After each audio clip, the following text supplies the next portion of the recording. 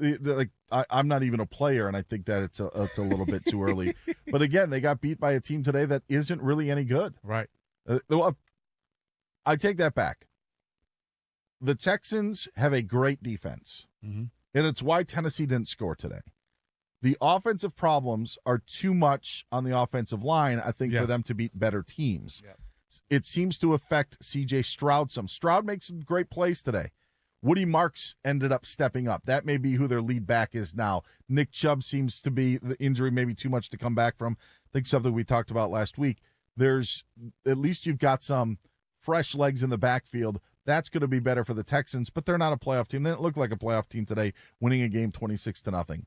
But the problem with the Titans is there's just never any consistency with that organization over the last 5 or 6 or 7 years, whatever it was when they ended up. Actually, it wasn't that long ago as the Bengals ended up making the Super Bowl, but for the last 3 or 4 years, it's off and on, trying to find that quarterback, trying to find that head coach, trying to figure out things out in the front office, and it's a bit of a mess. And Brian Callahan's probably not.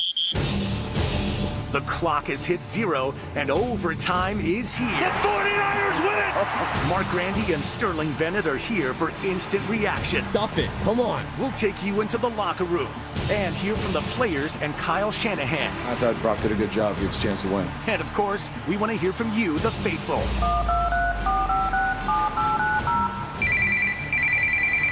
Overtime starts now. Yes, it does. There's still 2 minutes left down in Santa Clara, but no timeouts left for the 49ers, and Jacksonville just got a first down. So coming out of the 2-minute warning, they're going to need the ball a few times or just run the ball a few times, kill as much clock as possible. If the Niners force a punt, they might have just a couple seconds to play with, but it's not going to be much for all intents and purposes. This Niner game is essentially over. It's 26-21, Jacksonville out in front right now. Looks like they're going to come in and spoil the 49ers week 4 in their perfect season to this point. Welcome into overtime here on 95.7 The Game. I'm Mark Grandy. Sterling Bennett with me as always. Sterling, Niners are going to lose this one. Again, the score right now, 26-21 Jacksonville. The Niners played all the way around one of the worst games I can remember this team playing in quite a long time, and that's saying something considering what we went through in last year's 6-11 season. This may have been one of the ugliest games San Francisco still had a chance to win late with 2.5 minutes left in my entire lifetime. And I lived through some really bad. We've lived through some really bad 49ers teams. Tim Rattay, Kenny Pickett, no offense, no defense. 2014, they went 2-14. They were terrible. They couldn't do anything.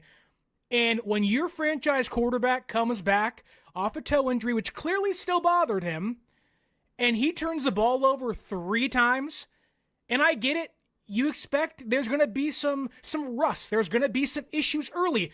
The issues permeated the entire game. The Niners came out flat-footed on defense. The offense had no momentum. They couldn't run the football. And every time Jacksonville tried to put the game in their hands and say, hey, here it is for the taking, San Francisco said, fumble, interception. They could not put a grasp on this game, on the football itself, for 3.5, 4 quarters. They had no business even being near a potential victory in this game late. They were terrible from the get-go on all 3 phases. Yep. You want to talk about being 3-0? Oh, 2024 is behind us. No, 2024 said, hey, you miss me? Here's Johnny right again. And this Niners team, I don't know how you feel about this, Mark, but all the good things they did, is it chalked up to, it's one bad game, they're at home, Brock Purdy's back, you guys got hurt? Or is this just the fact is, maybe you played the Saints, maybe you played the Cardinals, maybe you played a good Seahawks team, but you got really lucky at the end? I can guarantee you, part of this fan base will say, I'm rethinking where I see my 49ers going in 2025 now. Yeah, and the game just went final, by the way, officially. Trevor Lawrence took a knee 3 different times. The clock runs out, so the final score at Santa Clara at Levi Stadium, Jacksonville 26, San Francisco 21. Niners fall to 3-1. You mentioned special teams. There was, of course, the punt return for a touchdown by Jacksonville. Parker Washington with an 87-yard punt return for a touchdown, the only touchdown that this Jacksonville offense scored in the second half. The Niner defense gave them every chance that they possibly could in the second half, gave their offense every chance they possibly could, but it was not enough.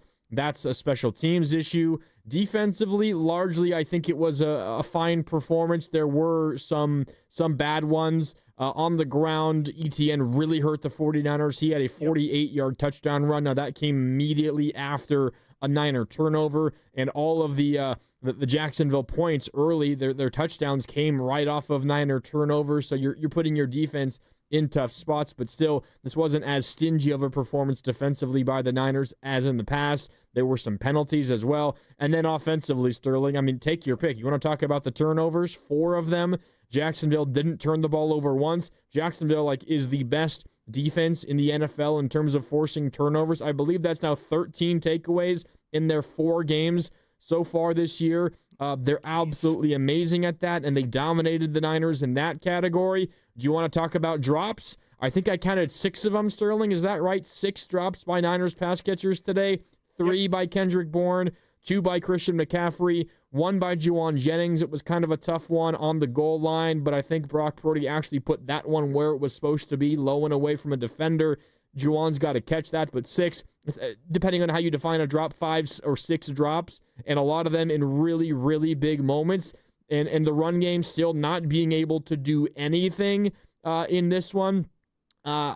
It's hard to find a single area, Sterling, where you can look and honestly say the Niners, they did well in that specific area. It felt like in every area of this football game, the Niners fell short to Jacksonville, and it was not particularly close. This final score, I don't even know how it was this close. You said you don't understand how they had a chance to win this game at the end. I don't know if any of us do. It makes no sense the way that this Niner team played, that they had legitimately had a pretty good shot to win this game in the fourth quarter, yet it was the 4th and final turnover that did them in. And you know what's crazy, Mark, is that every time the Jaguars gave the ball back to San Francisco, and to this defense's credit, they played bend, don't break almost the entire second half. They gave a Brock Purdy-led offense that, albeit didn't have Pearsall late in the game because he got hurt. Jennings was on and off the football field. Demarcus Robinson barely played in this game, which I don't know what's going on there. Made one big you don't catch. have George Kittle still. Yeah. I get it. There are reasons for the offense to struggle. But we have seen through now 4 games, this defense is clearly head and shoulders above the offense. They give this offense every chance to score touchdowns. This team still has red zone problems. This team still can't run the football. And this defense, Robert Saleh, those guys, for as bad as they were in that first half, getting gashed off offensive turnovers, they came to fight in that second half. Get a big 3-and-out forced on the first drive, had a near INT that was overturned because of penalty, which I thought was shoddy, but I digress. You still had a chance to score points, and you couldn't do it. This defense tightened things up. They made the adjustments. And even when Shanahan did a good job getting momentum, getting tempo in the offense, here comes a fumble. Here comes a bad Brock Purdy interception, which Brock Purdy, 5 turnovers in 2 games played, 3 in the second half alone. You can't do that. You can't do that and win football games. San Francisco, I think this team can still be a playoff team, but clearly they have a lot of things they still have to work out. I don't care if it's Brant Boyer, Brian Schneider, Hightower, it doesn't matter. Special teams is still a disaster. You cannot allow that many momentum swings and not take momentum when the opposing team gives it to you. They had no right to be in this game. They had no right to win this game. Oh, the weather's cloudy. San Francisco came out like they were flat-footed from the jump, and they should be disgusted with how they played today. On defense, on special teams, and especially on offense. Brock Purdy should hang his head low after this one. We got a lot of calls coming in, and we got time for your calls. We're with you until 6 o'clock today here on 95.7 The Game. If you want to get in, get us a call, 888-957-9570. David, I see you. Eric, I see you. You two are coming up first in just a sec. I feel like a lot of this, Sterling, there's so many negatives that we can talk about. A lot of this is going to be about Brock Purdy, and I can already feel the conversation, shifting towards, well, Mac Jones was 2-0, and I don't mean to make it about Mac Jones. I think that's where a lot of this will go. We'll see. If you want to talk about Mac Jones and Brock Purdy, again, give us a call. Shoot us a text, 888-957-9570. I also got the YouTube chat up, powered by First NorCal Credit Union. City, I see it. D-Lou, Little Miss, Mobfia, NJ, Michelle, J, JR, Andis, Dexter, NOTW. I see all of you. Keep the comments coming on the YouTube chat. I mean, you laid out some of the numbers for Brock Purdy just this season in the 2 games that he's played. Now 4 turnovers in those 2 games. Interceptions often down the stretch last year, and that was kind of a different story because the Niners obviously were pressing at times in those games. But we've got a pretty solid stretch of games for Brock Purdy, Sterling, going back to last year where he consistently has not been taking care of the football and not been playing clean football. And today especially is, example number 1 of, I guess I'll ask you this. This feels like the worst game Brock Purdy has played purely in terms of taking care of the football. Made a couple throws, still threw 309 yards and 2 touchdowns, but that all goes away with 2 interceptions. One was one of the worst interceptions I've ever seen, and a bad fumble in the fourth quarter. This is one of the worst Brock Purdy games that I can ever remember him playing. The one that comes to mind is Christmas night versus the Ravens a couple years ago. But this one's got to be up there. But even that game on Christmas, you felt like, okay, it's Christmas. The Ravens are coming out. They're playing great football. And You're having a great season. They're down 20, and you had to throw for it at the end anyway. Whatever. You can chalk it up to you being a great team having a bad night. And clearly the Niners were great that year. They went to the Super Bowl. Yeah. This team, and we've talked about it through 3 games now, 1-score games. Can you overcome the 1-score game? Can you put a drive together late? And they have done that through 3 games. Now game 4. Brock Purdy comes out, and I don't know what your expectations were for him, but yes, this was one of the worst games he's ever played in a Niner uniform that is based on you still having a chance to win. We have never seen Brock play this bad late in games without maybe some weapons. I get that, but you're in the game. You're paid $53 million to make drives like that. And I get it. The last fumble, McCaffrey doesn't get out of the fake and the guy gets beaten. Okay, that's tough.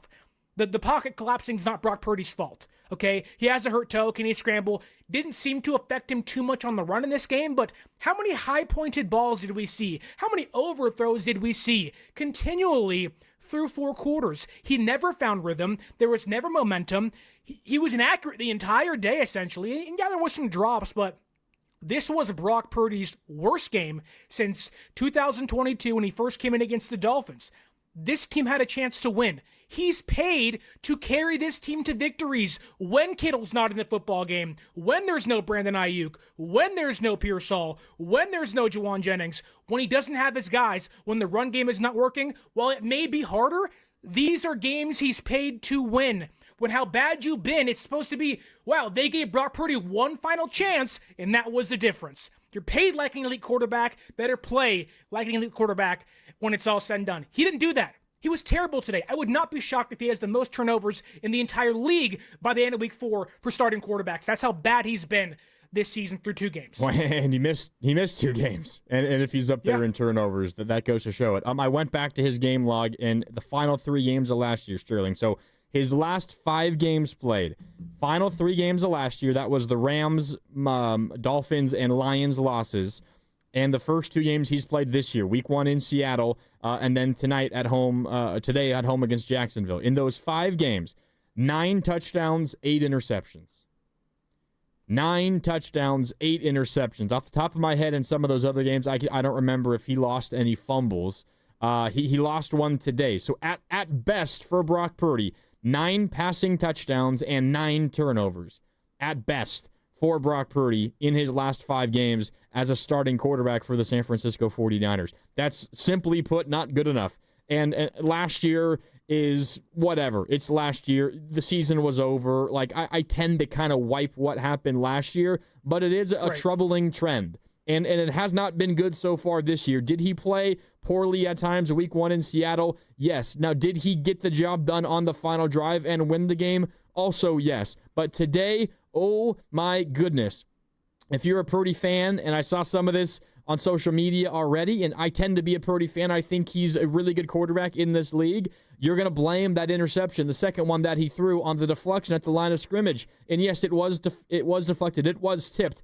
I don't know what you saw, Sterling. That looked like it was going to be intercepted no matter what. I don't know who he was throwing to. Bad throw. He was not going for Christian McCaffrey. He was open for a dump-off over the middle. That would have gotten you like 5 or 6 yards if McCaffrey caught the ball. He had a couple of drops in this game, but he was throwing, I don't know if it was Farrell or some crossing target deeper down the field. He was throwing to him, and there was triple covered. It did get tipped at the line of scrimmage, but that did not matter. He was throwing that to get it picked off anyway.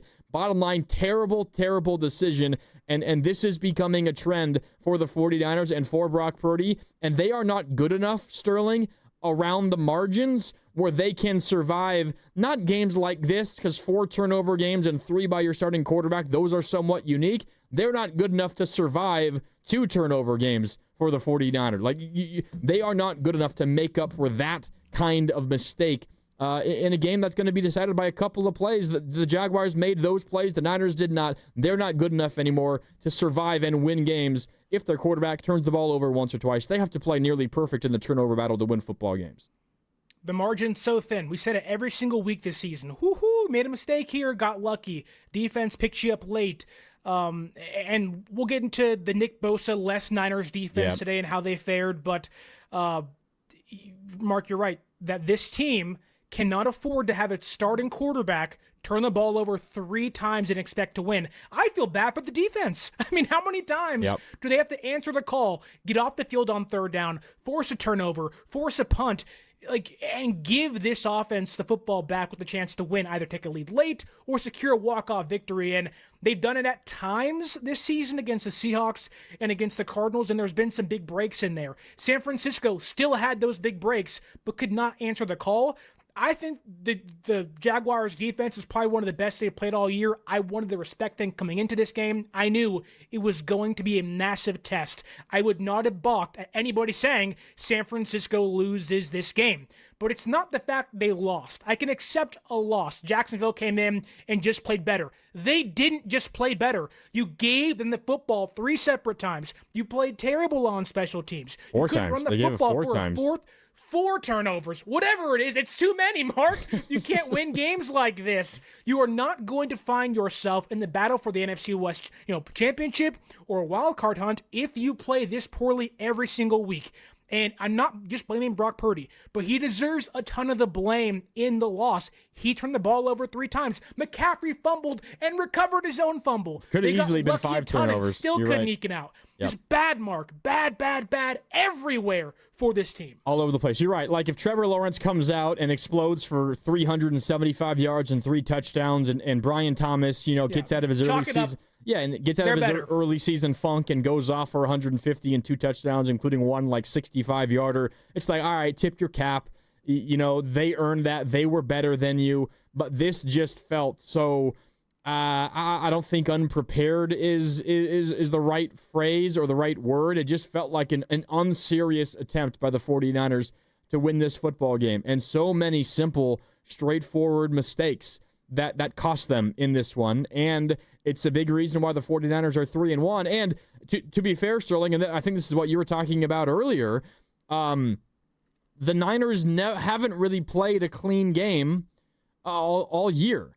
And they're 3-1. They were 3-0, but you can, not that you look past it, you still know what needs to get better. Even when you win, there's still loads to improve on. But the fact that we are at this point, 4 weeks into the season, and some of this turnover stuff is just, at times it can be lucky in the way that the ball bounces, and we'll see how it all plays out.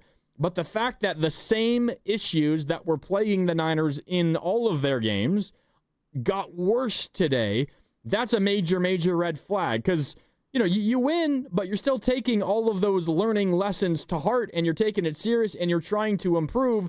The fact that it got worse today, and through 4 weeks of football, the issues that were hurting them week 1 are worse now week 4. That's a big problem.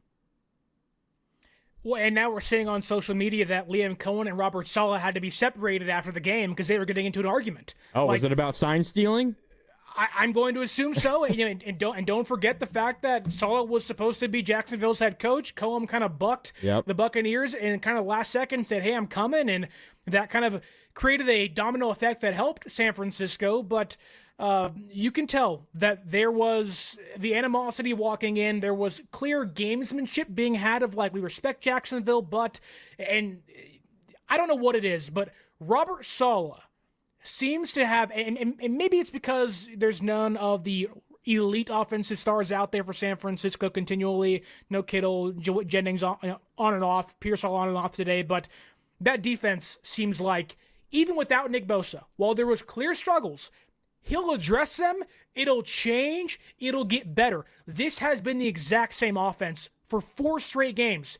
I know it's not as simple as I'm making it sound, but you are Kyle Shanahan. You are Brock Purdy for 2 games, not 4, albeit, but you have to be able to make adjustments. This offense didn't make adjustments, really, at all in the second half. They had some success, but it was more gifted by Jacksonville making mistakes of their own. And I don't know what it is. I don't know how to fix it. I'm not paid to fix it. I'm paid to complain about it when it's not fixed. That's how this works. Kyle Shanahan, get in the lab, brother. Brock Purdy, stop turning the ball over. I don't want to be too down on this team because they're 3-1 still. They have won 2 games in the NFC West. They're still atop the division after this week. But you play the Rams on Thursday. And I don't want to get too far ahead. But if you won today, you secure yourself a 500 record at least after week 8. This was a big loss that can change a lot of things for you. You lost today, you play the Rams in 4 days on Thursday, and you have Tampa Bay after a long weekend. Like, things don't get easier, and you made today so much harder for yourself and harder for you going into a tough schedule ahead for you the next month and a half. Yeah, and the Rams won today in LA versus the undefeated Colts. So they are now 3-1, much like the Niners. The Niners have the tiebreaker thanks to the division record currently because they're 2-0 in the division. But that game coming up on Thursday night will catapult one of those teams into first place in the NFC West when it's all said and done. All right, 888-957-9570. It's overtime here on 95.7 The Game.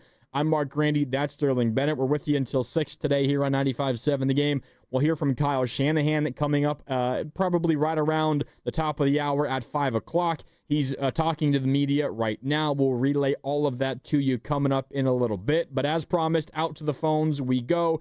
David is up first in South San Francisco. What's up, David? You're on overtime. What do you think of that Niner loss, David? What did you think of it? I'm a 50-year-plus Niner fan. Look, Purdy gets paid like $3 million a game, hurt toe or not. I don't even make that in 10 lifetimes. It's like, Amen. Please, quit throwing interceptions. Yeah. But He's not wrong. You got anything else, David? Yeah, I want to give a praise to Warner, Fred Warner. I love that guy. He's full of heart. Every single game puts out 100%. So the Niners aren't in a desperate spot. They'll probably win Thursday night, but they should have won today. They had 50 chances to win. The only reason the score was even close is because the Jaguars had like 15 penalties of their own, and that's my opinion. Thank you. Yeah, thanks, David. Niners are 3-1. As you mentioned, they're still currently atop the NFC West. Like, this is not sky is falling, season is over. This is the reason that they're going to miss the postseason. Like, that's not what this is, Sterling. But I think we can have a logical, straightforward, and practical conversation about what this Niner team is. And currently, what this Niner team is, maybe they're different 10 weeks from now, but currently what this Niner team is not an elite football team, and they're one that has to win games like this if they want to go where they want to go. You simply cannot trick away games like this and still expect, given who you are right now, down Nick Bosa, don't have George Kittle, right? You still don't have Ayuk, and he might not be back till later in the season based on what was said earlier this week. When is Malik Mustafa going to come back? You've already dealt with all these injuries, including your starting quarterback who now came back and looked as bad as he's ever been. You cannot afford to lose games like this that you had 4, 5, 6, 7 chances to win, because we all know there will be games, and maybe Thursday is one against the best team that you've played so far this year coming up in the Rams, where you just flat out might not really have much of a chance to win that football game. And you lose these coin flip games, that's the difference between going 9-8 and eking into the playoffs, maybe, barely, or going 11-6, winning your division and being the 3 seed. And that's a gigantic, gigantic difference in terms of what this team wants to do. Am I convinced they're going to miss the playoffs? No, I'm far away from that. 3-1 is still a very, very solid start. But considering what I think that this team is in the long run, Sterling, this could be a game that we point to at the end of the year that is really, really hurtful in terms of their end of season goals. And I think on top of that, I wonder if the 3-0 start changed the expectations for some, maybe even including myself. And I kind of pondered on that. I kind of was like, you know what? Where is my mind at? Like, I'm pondering, did my expectations change? And the honest answer is no. I never thought this team was going to be elite. I never thought they were going to walk in and just walk over Jacksonville. They've shown no signs of being able to beat anybody like that. Even the Saints, who are going to be maybe winless when it's all said and done. That's how bad they gave are. the Bills a scare today in Buffalo. Well, they also gave San Francisco a scare too. They did. Which doesn't say much now, but still. But my expectations didn't change after a really good start to the season. It was okay. You made some mistakes. There's been some kind of bumps on the way to being 3-0. Can San Francisco finally having a week-long rest at their own place, sleeping in their own beds, getting their quarterback returning off an injury, maybe getting DeMarcus Robinson back, Juwan Jennings healthy finally after missing a game against the Cardinals. Like, you had every reason to buy into San Francisco playing their best game of the season today. And they played their worst. And while that is concerning, while there are certainly things they have to clean up, I think, in the next 4 to 5 days, I would not blame Niner fans for having little hope they beat the Rams, unlike Dave the Caller said. The Rams are a good team. Like, they have every reason. They had the Eagles down to the wire last weekend. They should be 4-0 right now. They're not, in neither is San Francisco, but again, it's how do you continue to separate yourself in the standings? Today was an opportunity with the Rams winning. Can you stay afloat atop the NFC West? And they do that via tiebreaker, but if you lose on Thursday night, you find yourself in second place and third place. And again, you just open the doors up for you not controlling your destiny. And it's early. It's 4 games into the year. A lot can change. But if I'm San Francisco, I'm a young team. We haven't played great football. I want to be in control of where I'm going. I want to steer my own ship. I do not want other teams to be in control where I go when the season's over. And right now, you've now handed the keys over to other teams, and hopefully you can kind of retake control on Thursday. But it's a demoralizing loss. Like, you lead this game saying, gosh, like, we almost had that. This team almost had that. And you walk away feeling almost more defeated than you would say if they just came in and stomped you to the ground and beat you by 35. Yeah. I mean, it's like, would you rather have loved or lost or not loved at all? And the Niners in this game kind of loved and lost because they had a chance over and over and over in this one, and they couldn't close the door. I mean, the door was never really open for them because they didn't have a lead in the fourth quarter. They didn't let the lead slip away, but they had plenty of opportunities to come back and win this football game. Jacksonville missing a makeable field goal. Cam Little is one of the best field goal kickers in the NFL, misses a field goal, keeping it a 5-point game, giving you the ball with good field position, and it doesn't matter. You can't get the job done. You ultimately lose this game 26-21. You commit 4 turnovers. You don't you don't create any turnovers yourself on defense, and you lose this game, and you got nobody to blame but yourself. Let's keep it rolling here on the phones on Overtime, 888-957-9570. Eric in San Francisco is up next. Eric, what's up? You're on Overtime with Grandy and Sterling. What do you got for us, Eric? Good afternoon, gentlemen. Yeah, so I think this loss is emblematic of 3 systemic problems that stem from Lynch, Shanahan, player personnel development, and an issue with Brock Purdy. With Lynch and Shanahan, how many times have we lost games because of bad offensive line play because we have only invested in Trent Williams, who's 37 and clearly slipping as he got beat over and over again, and special teams? And then with Brock Purdy, he became the first 49ers quarterback since J.T. O'Sullivan in 2008 to have 3 straight games with 2 or more interceptions. So Purdy, and this was a problem that went back with him to Iowa State, and this is why he slipped in the draft, was he was somewhat of a cowboy with the ball, and he had a turnover problem at Iowa State. And so I'm wondering with Purdy if it's not – I mean, granted, I think the toe issue was causing some of his passes to sail today, but still,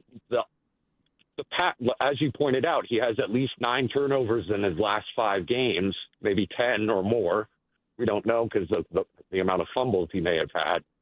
And he just doesn't protect the ball. And so, again, we don't invest in the offensive line. We don't. Special teams, how many games have we lost because of special teams? We gave up an 87-yard punt return, and the end of the first half we gave up 3, which could have easily been 7. And this game wasn't even close. And we're lucky we're 3-1 because they could have easily lost the Seahawks game if Honkus doesn't make a great catch. We lose that game. And last week against Arizona, if Mac Jones doesn't come down at the end of the field and Arizona doesn't kind of bungle it, they lose that game. So I think, granted, I'm happy with the Niners with 3-1, but, as it portends to the rest of the season, I'm, not very optimistic because the offensive line is not good. We consistently still have injury problems. Special teams is the worst unit in the league again. And Purdy keeps on turning the ball over like a crazy person over and over again. And if you're paying him $53 million a year, it's okay if he's on a rookie contract. But if you're paying him $53 million a year, you expect him to at least protect the ball. Yep. So I think it pretends to, a bigger systemic issue than just this game. So, you lose one game, whatever. But I think it's just emblematic of a bigger issue between Lynch-Shanahan personnel decisions and where they invest the money and Purdy's issue with protecting the ball. So yeah, Eric, appreciate the call. I think you make a lot of really good points. And while you were talking, I brought up all of Purdy's numbers, so I can tell you for sure, if I also include rushing touchdowns for Brock, his last 5 games, 10 total touchdowns, 9 through the air, 1 on the ground, 10 total turnovers, 8 interceptions, 9 total turnovers, 8 interceptions, 1 lost fumble. So 10 touchdowns accounted for, 9 turnovers for Brock Purdy in his last 5 games, Sterling. That you just simply can't win football games that way. And in those games, in those 5 games, the Niners, 6 games, the last 6 games, the Niners are 2-4.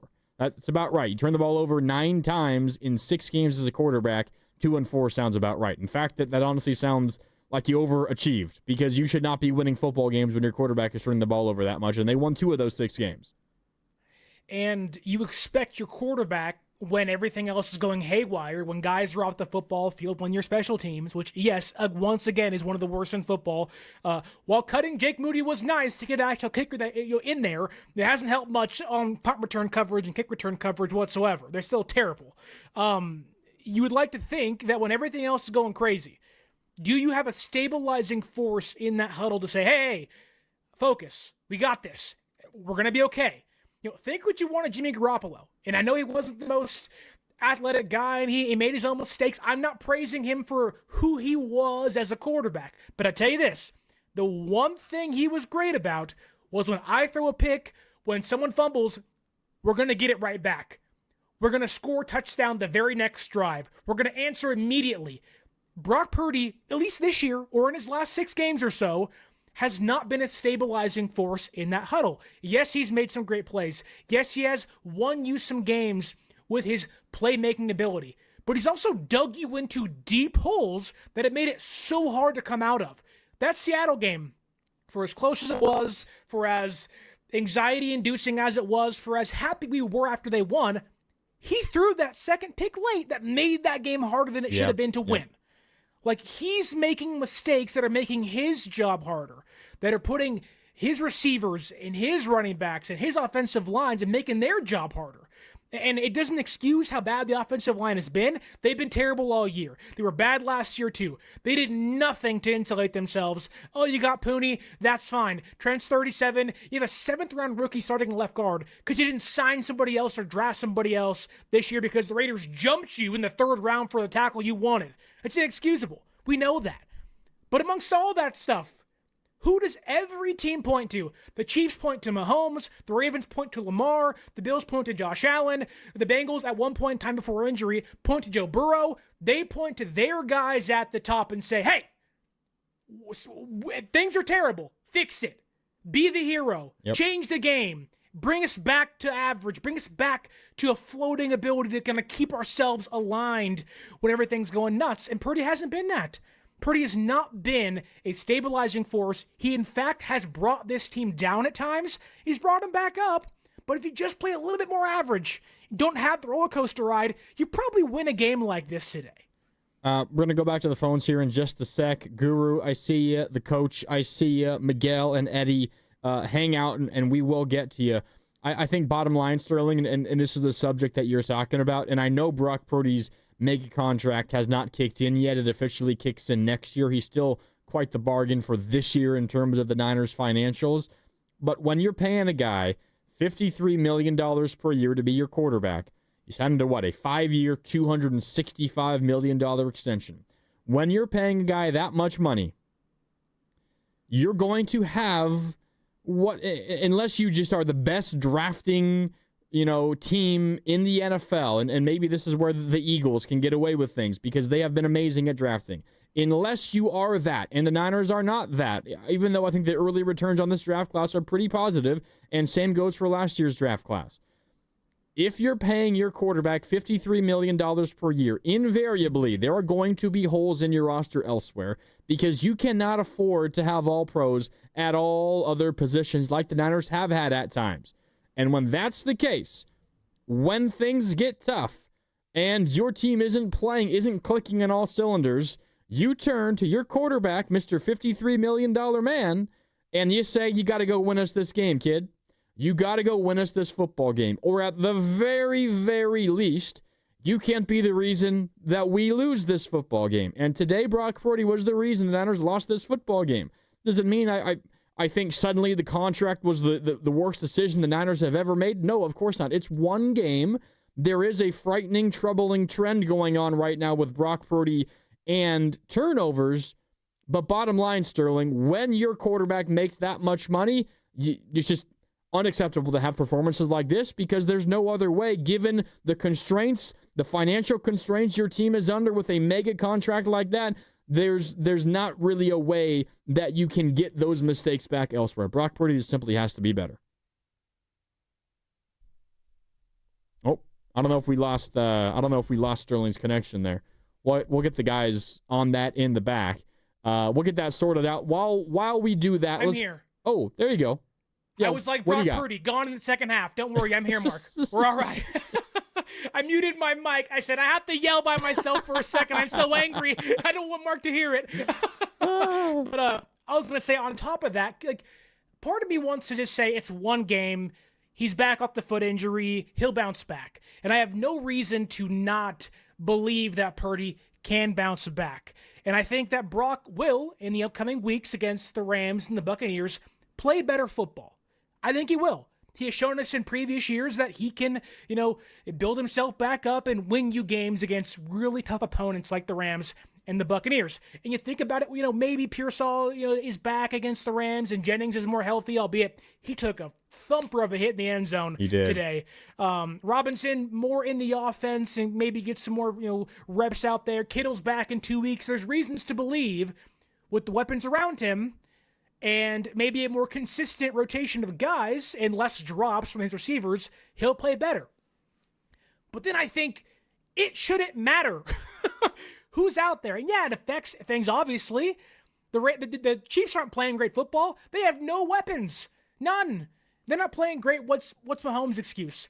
The difference is that you're paid among the top 10 quarterbacks to be great every single week. I don't care if your toe hurts, your pinky hurts, your eardrum hurts. You got to find a way to win games. And I know it's tough. I'm not making light of Purdy's injury. But if you're healthy enough to play, you're healthy enough to win football games. And today, whether it was the reason he overthrew almost every single pass he had or underthrew some passes, the toe affected him. Guess what? You got one final drive to make a play. whether it's Brendel's fault or Connor Colby's fault, whoever's fault, the ball is in your hands as the clock ticks down. You are supposed to make the other team regret giving you that chance. And Purdy said, I can't do it. I'm sorry. I can't do it. And those are games you can't lose. You can't lose games like this today, as ugly as they lost, because of how bad Purdy played. Yeah. 888-957-9570. We're going to hear from Kyle Shanahan coming up in about 15 minutes or so, so make sure you keep it locked here on Overtime on 95.7 The Game. It's Grandy and Sterling with you. We're with you until 6 o'clock today here on 95.7 The Game. Let's go to Guru in San Jose, who's been waiting patiently. Guru, what do you got? Rough Niner loss. What are your thoughts? Yeah. Hey, guys. Thanks for taking my call. Yeah, I mean, like Sterling said at the top, I don't mind losing games. Especially, I never thought this Niners team was elite coming into this game, and I thought that this would be yet another close game. But I did not know that it would happen in this fashion. And like you guys have been saying all throughout the show, when you make as much money as Brock makes, and you sign the contract that Brock signs, the buck stops with you. And he needs to play a lot better. He needs to be a lot better. The turnovers are unacceptable. The fumble on the sack is unacceptable. I mean, and there are a lot of other things that happen in this game. I'm sure you guys will go into those nuances as the show goes on. But I mean, like you stated it really well, Mark. I think 10 touchdowns, 9 turnovers. It's just unacceptable, and it's not going to work against this stiffer competition in this league. Like, you played this kind of game against the Rams, you're gonna get run out the gym. You played this game against the Bucks, you're gonna get run out the gym. So how are the Niners going to prevent themselves from getting run out the gym against the better competition in this league? That's what they have to figure out over the next couple of weeks. And look, it's one game. They're 3-1. I'm not panicking over this per se. But I am panicking over Purdy's inability to take care of the football, which is what his penultimate responsibility should be. Yeah, Guru, appreciate the call. This Niner team does not need. Obviously, it's great, and it's something that Niner fans have been dreaming about for, as long as I've been alive, dreaming for their quarterback to throw for 350 and 3 touchdowns every single game. Reality is you do not need to do that to win football games in the NFL, specifically when you have the defense the 49ers have. The one thing that you can't do is turn the ball over 3 times, and your offense turns it over 4 times in a game. You just simply can't do that. Now it also gets heightened, Sterling, when the 49ers can't run the ball, when the receivers also can't catch the ball. Brock Purdy's the quarterback. He signed a gigantic contract. He's a big boy. He can take the brunt. He can take the blame for this loss. I'm not doubting Brock Purdy's ability to do that. He will. I'm sure he's saying all the right things in the post-game press conference. He will take this one on the chin. I do not doubt that. But he's the quarterback. That's the way this thing goes. That said, Sterling, it's not like he got a lot of help from anybody on offense today. Everyone around him was bad. Kendrick Bourne had 3 drops and a massive 39 drop where he could have ran to the end zone. That could have changed this game. Huge gain. Yep. Which maybe that changes how Brock Purdy's stat line looks from sitting back like, oh, Brock clutched up late. And so that's a big drop.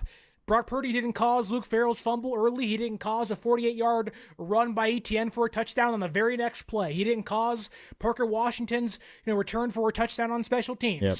He didn't get any help. Christian McCaffrey had 2 drops today. He has 4 drops in his last 2 games. What's going on there? I don't know. He has dad strength now. The hands shouldn't be bricks. Come on, CMC, catch the football. But it felt like that the plays that did work for San Francisco, which yes, has to do with the personnel you have in there. You have third stringers against the other team's first stringers. You're going to play worse. That's going to happen. But the plays that did work were broken plays. The broadcast, Mark Sanchez on Fox even said, that's not how that play was supposed to go. And it got San Francisco 35 yards or 29 yards. And you're like, it's not good when your broken plays are the only ones that are working, whether it be because of drop passes or fumbles or Purdy's overthrows. It just seemed like the Jacksonville came in, whether it was because sign stealing or not, who knows, that they had a plan on defense They executed it, and they've done the same thing every week. Played kind of shoddy on offense, given the opponent games late and said, hey, beat us. And the teams haven't done that, besides the Bengals. But right now, San Francisco is in the exact same category as the Panthers, as they were a couple weeks ago, where, hey, we can beat Jacksonville, but we get the ball over 3, 4, 5 times, and now you can't. San Francisco is not in a place to put itself behind the 8 ball. And they did it 3, 4, 5 times today. So many critical mistakes, so many 2-play momentum shifts where you're just like, what just happened? 3rd down stop, no touchdown pass. 3rd down stop, punt return. You're like, oh my gosh. Like, this is back-breaking almost every other drive because of how many mistakes they made. So, Mark, I'm not happy at all after this one whatsoever. You shouldn't be. There's no reason to be if you're a Niner fan. That was an ugly, ugly game. Back out to the phones we go before we hit a break in a couple of minutes. Miguel in Modesto wants to weigh in on this Niner game. Miguel, what do you got? Hey, thanks for taking the call. So I think everyone is putting too much of this loss on Purdy, and I think that's like extreme surface-level finger-pointing. At the very end of that game, let's just give Eric Armstead his flowers. There was a breakdown in the coverage there, and he did what he needed to do, and that was finish the game. No other quarterback probably would have saved that. Eric Armstead is a human bear. He's like 6'7", so that ball's going to come out. And let's not forget, Purdy was the guy who was keeping us in the game, trying to throw balls to Kendrick Bourne. Ricky Pearsall stepped out because of his knee. Juwan Jennings had his ribs crushed. I mean, I don't know what Brock Purdy has to do to just be like, hey, you know what? It wasn't all your fault. Did he have a great game? Of course not. But everyone wants to say, hey, we messed up, put Mac Jones in. And quite frankly, I don't think Brock Purdy deserves the 49er fan base because that's just crazy to me. It's one game in September, right? I think Brock Purdy will bounce back. He typically plays well against the Rams. And then everyone will go back to saying how great he is. So I think we need to just pump the brakes a little bit. Special teams could have done better there. I think that was ultimately the dagger, what put the Niners behind the 8 ball. But, yeah, I just think we got to just chill out, let Brock Purdy find his way. It was one game post-injury, so he was probably a little rusty, had a couple high balls. But I think he will be bouncing back from this, and I think we just got to give him a chance and take a breath. Thanks. Appreciate the call, Miguel. And I like your level-headedness. Is that fair, Sterling? I mean, yeah, it's one game, but I can also, I mean, we can be nuanced enough to say Brock Purdy played a horrible football game today, but I'm not convinced he's a horrible quarterback. Like, we can be honest about what today was and not think that it means something about who he is in his entire career. Right, it's like two things can be true at the exact same time. Yeah, Brock Purdy was terrible today.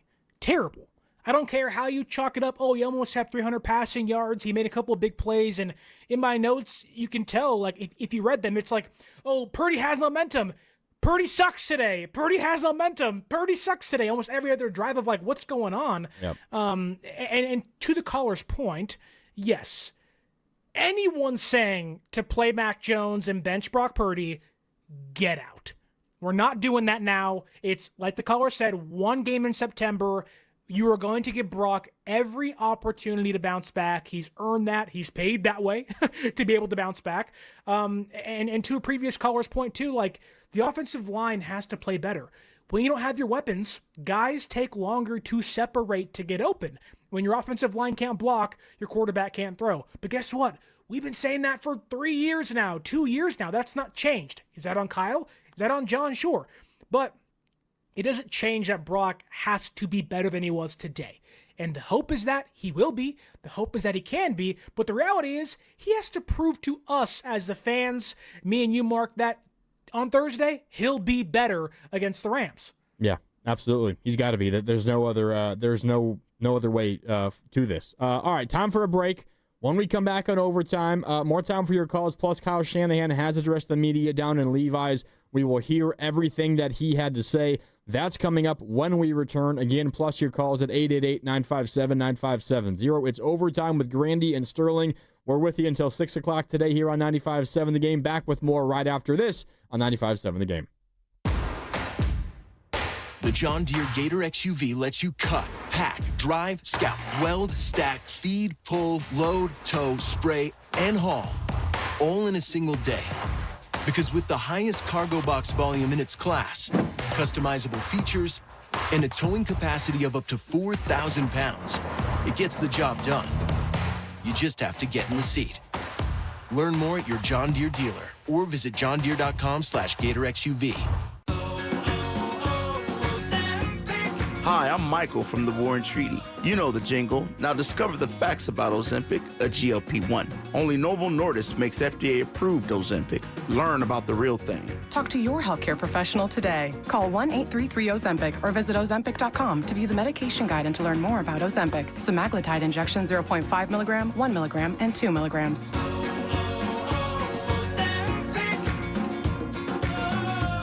Join Lorenzo Neal and Evan Giddings at Laughing Monk Brewing in Sunnyvale every red and gold home game this season for our special live pregame broadcast. Plus, we'll have tailgate games, prizes, great food, and drink specials. For more information, visit 957thegame.com. I knew that I was not living the life that I wanted to live, but I didn't know how to get back on track. It gave me the time and space to take life one step at a time. I have a life beyond what I could ever dream. I know that anyone can recover. I am living proof that recovery is possible. Get treatment. It works. Learn more. Visit livingproofsf.org.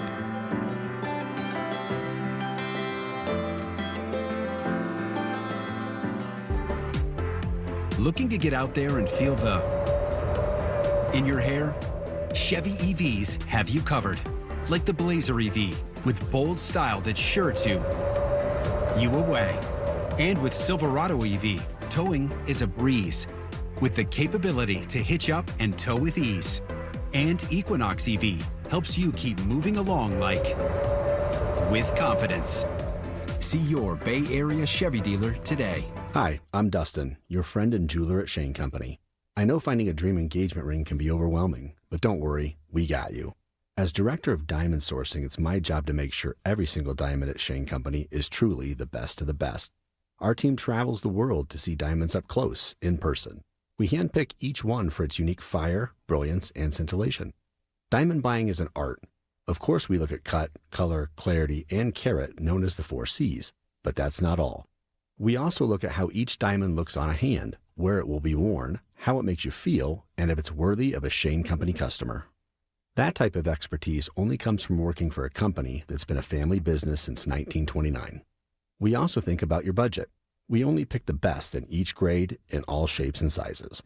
Your diamond is guaranteed to be the most beautiful because a friend wants you to pick from only the best. Drop by your store or shaneco.com and see for yourself. Shane Company, your friend and jeweler. Morning, Zoe. Got donuts. Jeff Bridges, why are you still living above our garage? Well, I dig the mattress, and I want to be in a T-Mobile commercial like you. Teach me, Saldana. Oh, no, I'm not really prepared. I couldn't possibly. At T-Mobile, get the new iPhone 17 Pro on them. It's designed to be the most powerful iPhone yet and has the ultimate pro camera system. Wow, impressive. Let me try. T-Mobile is the best place to get iPhone 17 Pro because they've got the best network. Nice, Jeffrey. You heard them. T-Mobile is the best place to get the new iPhone 17 Pro on us with eligible trade-in in any condition. So, what are we having for lunch? Dude, my work here is done.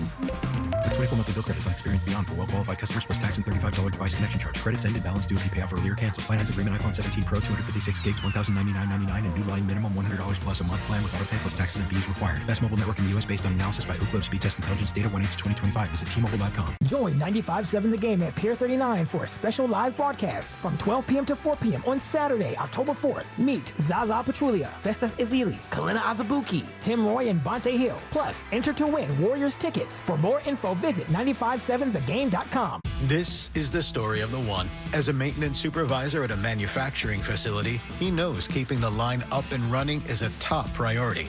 That's why he chooses Grainger. Because when a drive belt gets damaged, Grainger makes it easy to find the exact specs for the replacement product he needs. And next-day delivery helps ensure he'll have everything in place and running like clockwork. Call 1-800-GRAINGER, click Grainger.com, or just stop by. Grainger, for the ones who get it done. Let's go! You're still glowing, flirting, grooving. You still got it. But your immune system weakens as you age, making it harder to fight flu, pneumococcal pneumonia, RSV, and COVID-19. Vaccines are a key part of any health routine and help strengthen your immune response. Ask your doctor or pharmacist which vaccines you need. Schedule in minutes at vaxassist.com. Sponsored by Pfizer. You're listening to 95.7 The Game, KGMZ FM in HD1 San Francisco, on Odyssey Sports Station. Always live on the free Odyssey app, Twitch, and YouTube. Powered by First NorCal Credit Union.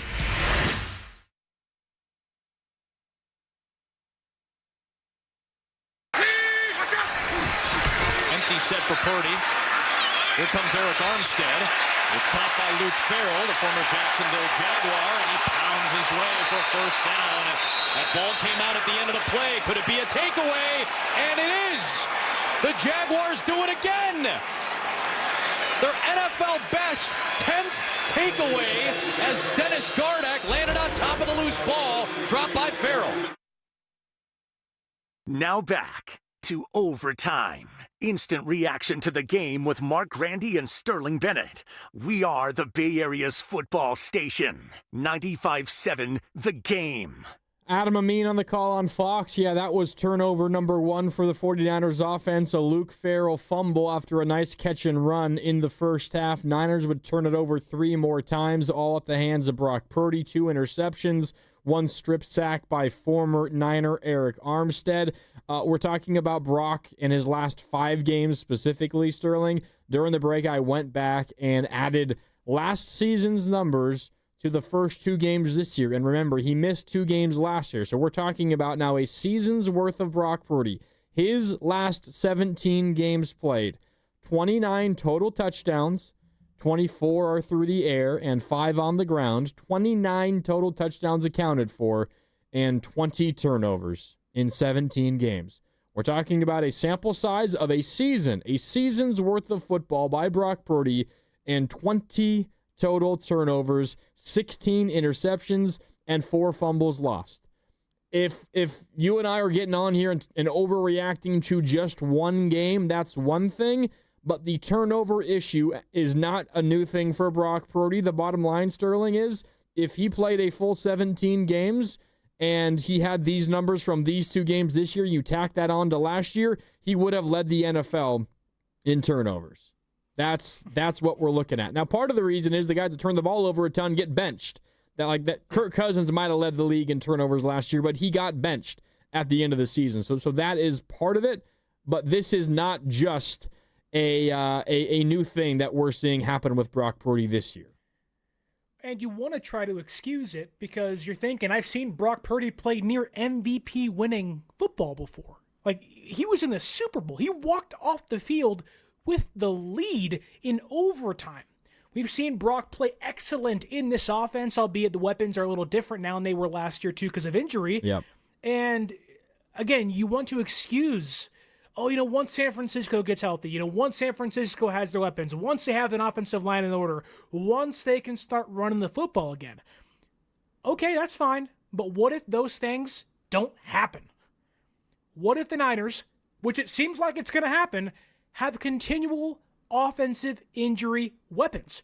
What if Pearsall misses Thursday night's game? What if Jennings can't play Thursday night?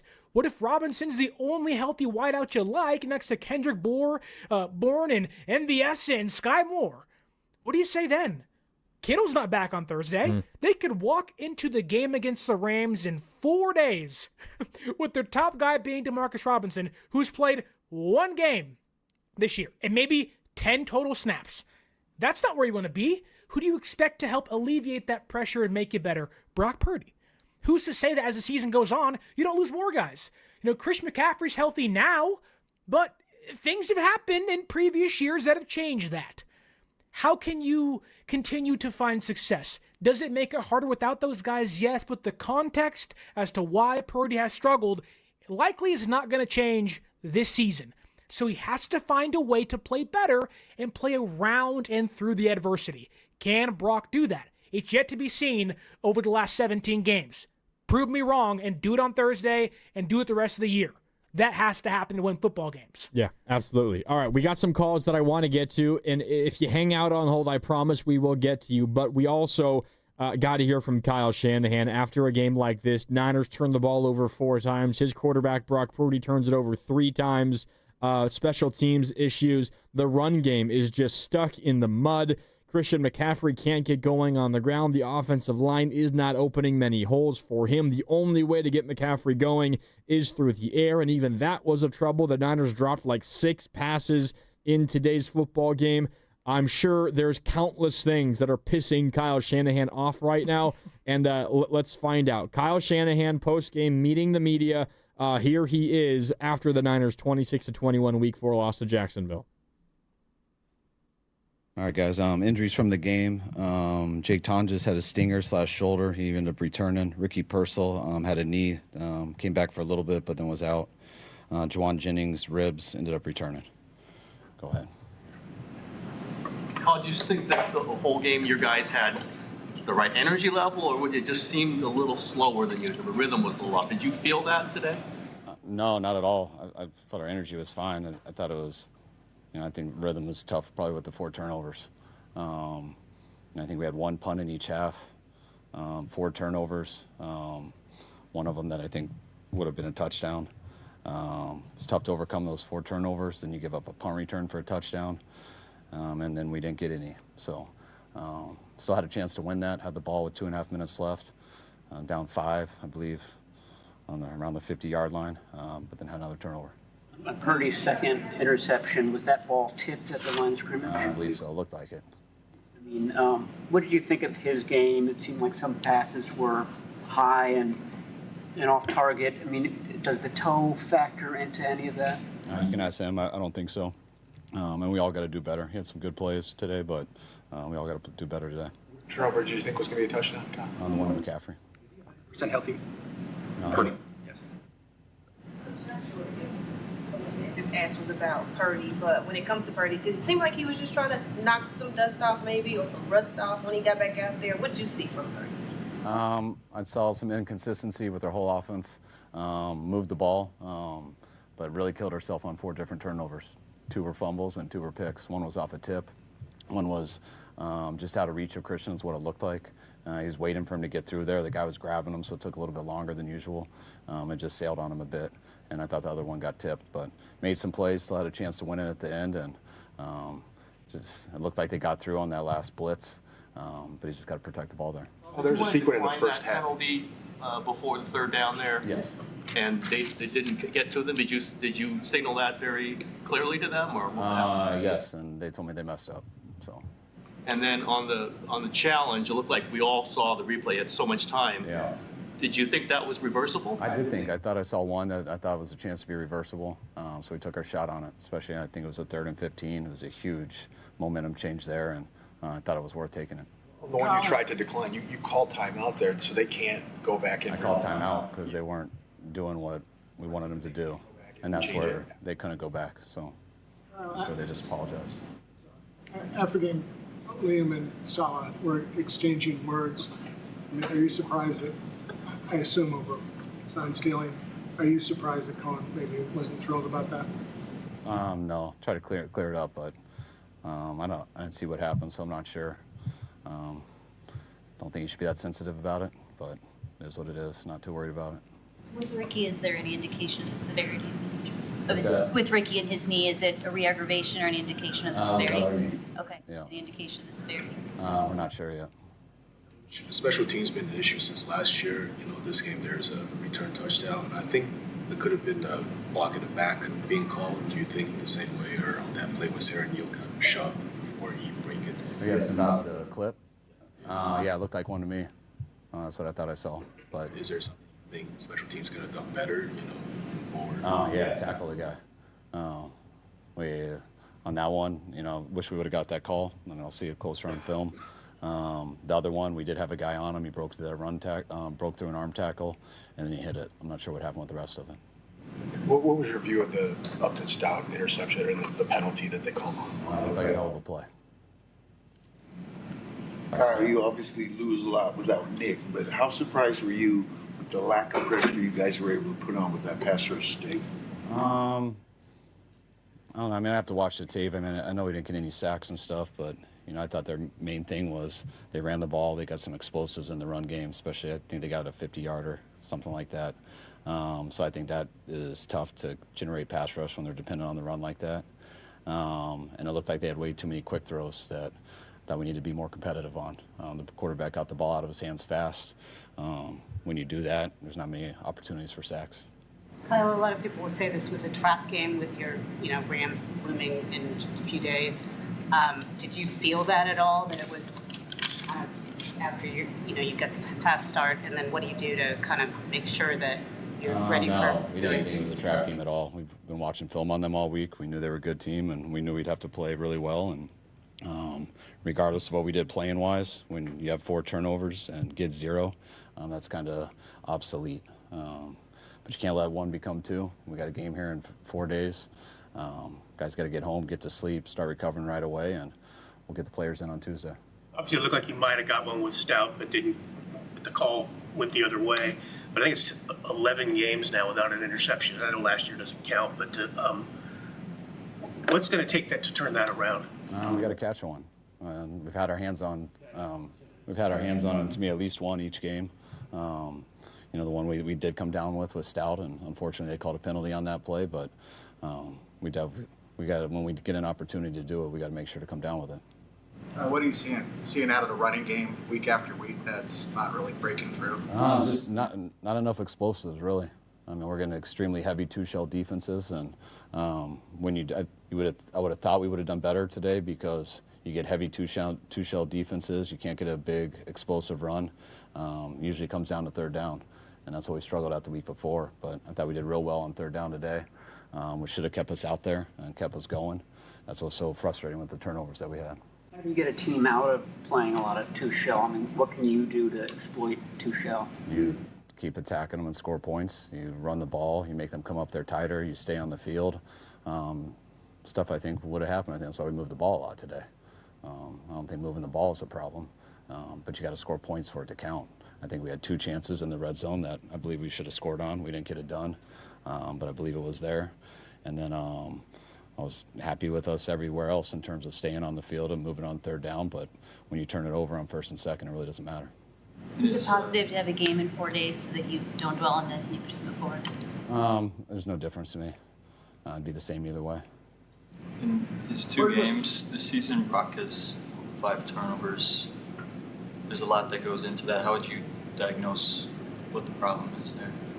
It's 2 games, so there's no absolute to what the problem is. I think we just talked about what the turnovers happen.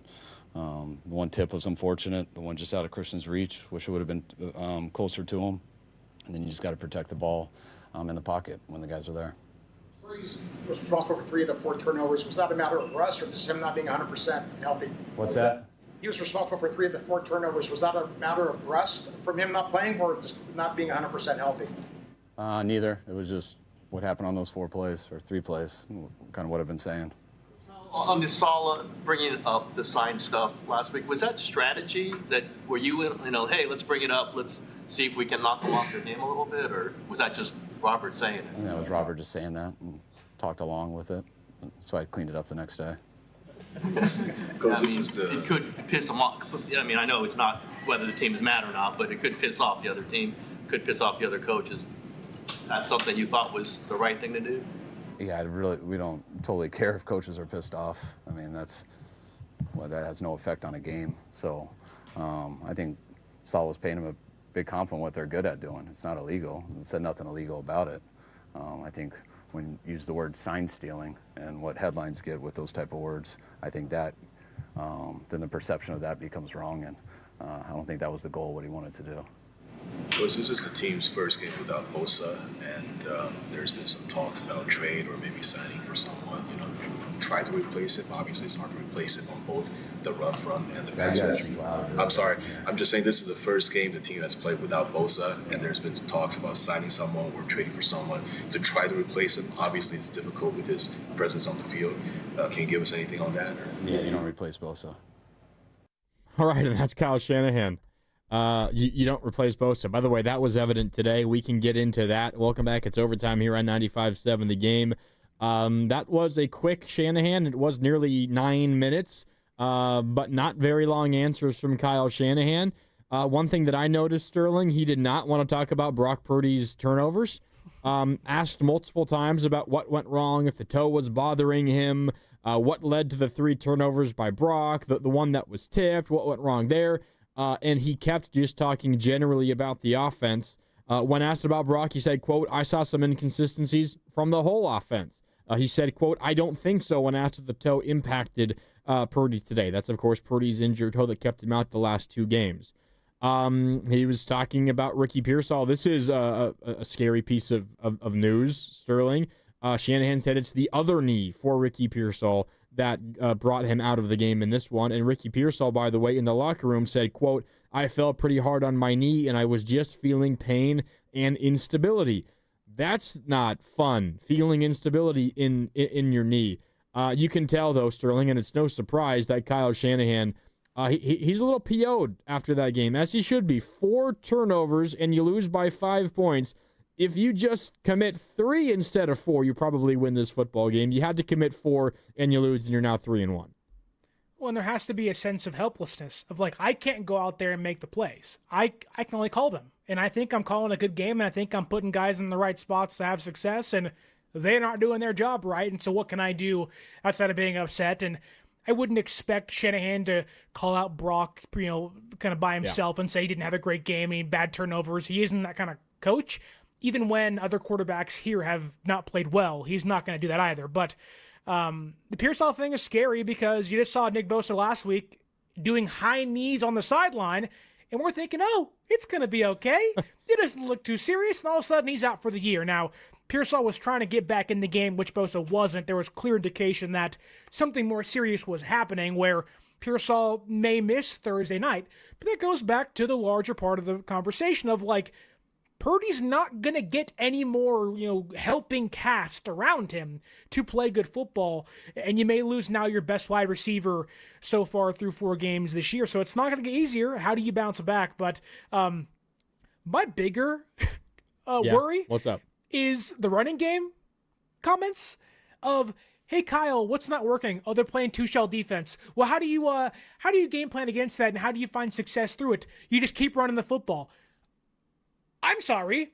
If I have a square peg and a round hole, I don't keep jamming it in there hoping it works. I say, hey, let's find a round peg to find some success and fit it in the hole. And look, I get it. Defenses are playing good football against San Francisco. The Jaguars walked in with a number 5 run defense in football. I wasn't expecting them to find success against Jacksonville. The problem is, that's been Kyle's answer every game for 4 weeks. Oh, they're running 2-shell defense. And look, I'm no genius. I'm not that smart of a guy. All I have is a bachelor's degree, and it wasn't in offensive play calling. So forgive me here. But I can almost tell you, every other offense is trying to find ways to win against 2-shell defense. Now, again, I'm not that guy to figure it out. But Shanahan's paid to be that guy, and I expect him to be able to win against 2-shell run defense when you have Christian McCaffrey back there. Now, maybe I'm wrong, Mark, and it may all come down to the offensive line simply being bad. Simply just not being good enough. And to a caller's point early in the show, if the offensive line's that bad, and they didn't address it, and they kind of had an idea this was coming, because it feels like they did, it's negligence on Kyle and John to not figure it out. To not be more aggressive in finding guys, but I don't love it's not working. How do you address it? Keep trying. Well, no duh, you keep trying. The whole team's trying. Mark, save me from myself. Justify my emotional response. Probably can't, but I'm sorry. Everything you're feeling is valid, Sterling, okay? Okay, well, help me out with this, because, I'm not like this crazy football mind either, but generally, when I think of, and he's talking about a 2-shell defense, generally I think that's like, too high safety, where you have both safeties playing far off the line of scrimmage, and they're each tasked generally with defending a half of the field. And generally, Sterling, obviously it depends what the front is doing, and are you on base defense? You have 3 linebackers. Like, there's a lot of other things that factor in here. But if you're playing too high safety, which is how I understand 2-shell defense as, Your safeties are not really involved in assisting the run game because they're playing deep as they possibly can be because they are the only guys that are playing deep. They're like 15 yards behind the line of scrimmage. They are responsible for everything behind them, and they have no help. Now there's, you're playing quarters. You have cornerbacks that are dropping back into coverage on either side. That allows your safeties to sneak back up to the line of scrimmage more often. But if you're playing two-shell defense, generally, Sterling, that is a look that teams can run the ball on. Am I wrong on that? Because that's my read on the situation. To kind of give Niner fans a better picture of what it was, that's what Vic Fangio used to run when he was the defensive coordinator under Jim Harbaugh, was two-shell defense, where you have Deshaun Goldson and Whitner getting burnt because there's slower safeties behind. They can't catch up. Yeah. And so it's designed to stop the run, to kind of not really address the deep ball and just play up and say, hey, we got 11 guys on defense. We're coming at you. And that's tough and stuff, but you got to have guys that can pull. And Luke Farrell, as a blocking tight end, my God, how many times is he pulling out and he's whiffing on dudes? I get it, you miss George Kittle, the best blocking tight end in football, but you paid that guy to block. He needs to block when he's pulling out there. The only reason he's here. The only reason San Francisco paid him was to be a blocking tight end. And so you're right, Mark. I know running against a two-shell defense is not easy. The Eagles run a two-shell defense. That's what they do. That's how they play. But they have safeties that can cover deep downfield, whether it's Cooper DeJean or other guys back there. But it's just the fact that you've done it for 4 games, played a really good defense in Seattle, played an okay defense against the Saints, a pretty good defense against the Cardinals, who are going to do some good stuff throughout the year. And then this is probably the best defense you played, at least since week 1, and you've yet to find any consistency there. Like, coming into this week, they were running the football 30 times a game. It wasn't like there was a lack of trying. So the keep trying comment by Shanahan, that doesn't work. You are trying. It's not working. But now, after this game, you're averaging roughly 27 attempts per game. That's about 12th in football. It was 10th coming into this game. You're averaging under 90 yards on the ground. And that includes Brock Purdy scrambles. That includes end arounds. That's not just CMC. That's not Brian Robinson. This offense is broken when it comes to how they run the football. It's terrible. And that puts a lot more on Brock Purdy. You feel like at times, and this is something that did him in last year, those numbers that we're talking about. Now for Brock, his last 17 games played, all of last year he missed 2, so 15 games last year plus 2 games this year, 20 total turnovers in those 17 games, talking about how he was playing hero ball too often last year. And you can't run the ball. Your receivers are dropping passes. It's easy for the quarterback to feel like, okay, I got to play hero ball again. And what's even more concerning, Sterling, is I don't think he was trying to play hero ball today. It's not as if he was pushing the ball deep down the field into double coverage because they're down by 14 points with 4 minutes to go and they got to get a quick score. No, this was just simple. I'm throwing the ball over the middle into triple coverage, and it's getting picked off. This wasn't even hero ball. This was just, I don't know what decisions he's making in this moment. Well, I don't know what's more concerning. The fact is Brock Purdy's dropping back 38 times today, and Mac Jones combined for 70 dropbacks in his 2 games he played. Well, he threw the ball 80 times combined in those 2 games. 80, even worse. There's no reason why a quarterback in this offense should drop back 120 times, 110 times in 3 weeks. That's inexcusable. It doesn't matter who the quarterback is, whether it is Josh Allen, whether it is Mahomes in his prime, or the greatest quarterback of all time, Tom Brady. You know what all those guys need? A rushing attack. All those guys have to find complementary football. If you have your quarterback drop back 40 times a game, you know what happens? The defense gets comfortable, they drop their guys in coverage, and you lose because they know they can only rush 3, and they'll have 8 guys in coverage and say, beat us. And the Jaguars walked in with 9 takeaways coming into this game, and they got 4 more. Yep. Like, they know how to get the ball back. So you want to talk about how do you fix Brock Purdy's takeaways and his turnovers and just the overall offensive issues they're having on the ground? You have to find a way to run the football. It limits Brock Purdy's throws. It opens things downfield. It opens up play action. Instead, and Mark Sanchez said it over and over again, You have to score here. You don't want to have Brock dropping back every play. And that's what happened. This team has continually found their quarterbacks dropping back every single play, first down, second down, third down. Even on 4th and 1, you drop back and say, hey, win me a game. You're not going to 90% of the time that way. Yeah. 888-957-9570. Let's go to Eddie in San Mateo, who's been patient. Eddie, we appreciate you hanging out. What do you got for us? What do you think of that Niner loss today, Eddie? Hey, fellas, I agree with a lot of what you guys were saying. I actually don't agree with the Armstead fanboy earlier. I think a lot of it is on Purdy, and I'm going to say what a lot of Niner fans are afraid to say. I'm going to be brave and say it. I think Purdy is overrated. I think at one point we used to say that he was underrated, that we got him in a good spot, but I don't think the NFL scouts were wrong. I think he's a better Toyota Tacoma truck spokesperson than he is an NFL quarterback. I mean, all those mistakes, all those picks is starting to become a trend, and I think he's having a hard time being the offense, and he has a noodle for an arm, Eddie, appreciate the call. I don't think he has a noodle for an arm. Now, I also think it's and maybe you're making a joke, and if so, credit to you. I always like shooting your shot out here on the radio. I don't think he's a better Toyota spokesperson than he is a quarterback. He's still a quality quarterback. He's just in a tough stretch right now, but there is a lot of truth to what Eddie's talking about, Sterling, because it is hard. It is really, really hard to look past the turnovers that he has committed of late. And what adds to this, and this is the nature of the quarterback position in the NFL, what adds to this is the Niners had just won 2 games with their backup quarterback.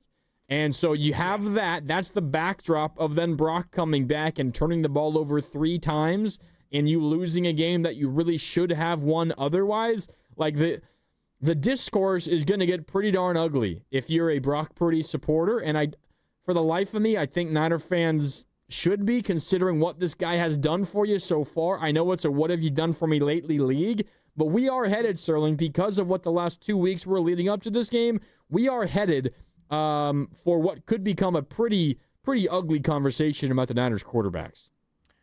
And that is exactly the fear with a head coach like Kyle Shanahan. You thought you had the guy in Jimmy Garoppolo in 2019, or you pay him in 2018 after 5 games in 2017, tears his ACL, comes back, you go to the Super Bowl, you turn down Tom Brady, and then it all falls apart after that. You have Jimmy G, somewhat of a stabilizing force. He's fine. You can win games with him when he's healthy. You go and get Trey Lance. You trade 3 first-round draft picks. That fails too. You're 0 for 2. Then, out of nowhere, you get the holy grail of Brock Purdy. Yep. Save us, Brock. Save us. And he saves you. He saves the regime. Absolutely. They were going to get fired. They were going to get fired. You do not fail twice. You don't trade 3 first-round draft picks and fail and keep your job. Brock saved them. It would have been Josh Johnson the entire way to 2022. They were going to lose every game. God. He saved them. He plays great the next year. And we're thinking, okay, this guy's good. He can play. And there's some contextual problems last year, but you pay him again. You do not get 3 chances to find your franchise quarterback. And I'm not jumping off the Brock Purdy bandwagon. That's foolish. Is there concerning levels of play with the takeaways and turnovers? 100%. I am clearly on that wagon of like, hey, get it fixed. But every Niner fan is sitting there on the edge of their seat because they know this regime has failed to find the franchise quarterback. And you paid another guy, rightfully so in my opinion, but through 2 games after getting paid, it's not been pretty. 5 turnovers through 2 games this year? Yep. You have fans thinking, is this Jimmy Garoppolo? Is this Trey Lance? Is this another miss to find the guy? I don't think it is, but I understand fans thinking, the last couple games have not been or had not made me think that that Brock Purdy is the franchise quarterback. That they made a mistake again. Now, Brock can turn it around and we'll all say, I never thought that. But Brock has to play better for fans to erase that thought in their mind. Yeah. Let's keep it going here on the phone lines. 888-957-9570 if you want to weigh in. Sterling and I are with you until 6 o'clock here on Overtime today on 95.7 The Game. Patrick in San Ramon is up next. Patrick, what do you got? Hey, thanks for taking my call. I'm just wondering, the Niners put so much emphasis on the defensive line and so much money into it, so many draft picks, and they don't invest on the offensive line. I got Trent Williams, but other than that, they don't have anybody to protect the quarterback. They don't got anybody to open holes for McCaffrey. Like, why don't they put the emphasis on the offensive line? It's a good question, Patrick, and you're speaking Sterling in my language. We've been talking about this for years on this station, whether it is here on Overtime or during our draft shows or whenever we happen to share the air together. I don't understand it, Sterling. For the life of me, I cannot understand it. And Shanahan has been asked about it 100 different ways over the course of like the last 2 or 3 years. And every time I listen to him answer the question, I can't possibly feel that he believes what he's saying. He'll tell you that Jake Brendel is a top 15, top 10 center in the NFL. He'll tell you Colton McKivitz is a hell of a right tackle. And, considering what the money that they paid him to extend him for a couple of years, honestly, considering what the tackle market is, that might be like an okay value for a guy like that. But when he's arguably your second or third best offensive lineman, that is an issue. Trent Williams is going to be a Hall of Famer, one of the best offensive linemen in the history of this league. There's no doubt that he is not the player that he once was. He's probably still, in fact, he is still the Niners' best offensive lineman, but let's not pretend that he's as elite as he has been. At left guard, they were starting Ben Bartch, a guy who had never stayed healthy long enough to play any kind of real football at the NFL level, and he was anointed the Week 1 starter only to get hurt Week 1 and later on get replaced in Week 2, and now they're starting a 7th-round rookie, Connor Colby, at left guard. At right guard, it's a rookie from last year. They finally used a high draft pick on an offensive lineman. He immediately starts and was awesome as a rookie last year. But surprise, surprise, he's a young guy going through growing pains, and he's also a little bit nicked up, as everybody is on this Niner team. He hasn't been nearly as good as he was last year so far this year. I, for the life of me, Sterling, just cannot wrap my head around the thought process for this Niner team the last 5 seasons. The way that they have attacked the offensive line position, to me, it is foolish, and through 4 games so far this year, the Niners are paying the price of that. And you hear what Shanahan and Lynch say, oh, we tried. You know who says we tried? Those that fail. Yep. And the 49ers this year in the draft, they even said, picks 99 and 100, and that's going to be our guy. And the Raiders said, not so fast, and they take 2 guys back to back. I'm sorry, this is the NFL.